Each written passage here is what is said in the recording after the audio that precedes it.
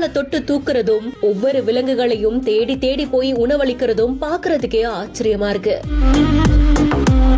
குஜராத்ல இருக்கக்கூடிய ஜாம்நகர்ல ஏறத்தாழ 3500 ஏக்கர் பரப்பளவுல விலங்குகள் மீட்பு மற்றும் பராமரிப்பு மையமான வந்தாரா அமைஞ்சிருக்கு. ரிலையன்ஸ் குழும தலைவரான முகேஷ் அம்பானி அவர்களுடைய மகனான அனந்த் அம்பானி தான் இதை நிர்வகிச்சிட்டு இருக்காங்கன்றது நம்ம எல்லாருக்கும் தெரிஞ்ச விஷயம் தான்.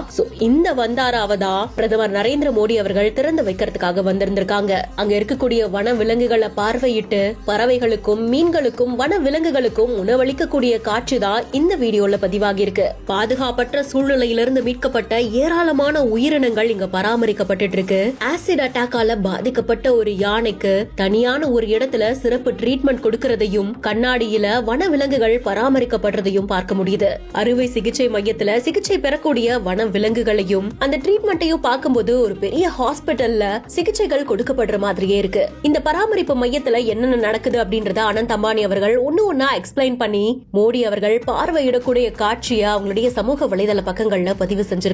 இதுல சிங்கக்குட்டிகளுக்கு பிரதமர் அவர்கள் பால் புட்டி மூலமா பால் ஊட்டக்கூடிய காட்சி தான் பலருடைய கவனத்தையும் ஈர்த்திருக்கு. இது பத்தின உங்களுடைய கருத்துக்களை நீங்களும் கமெண்ட் செக்ஷன்ல சொல்லுங்க. மேலும் செய்திகளுக்கு பிஹைண்ட் நோட்ஸை ஃபாலோ பண்ணிக்கோங்க.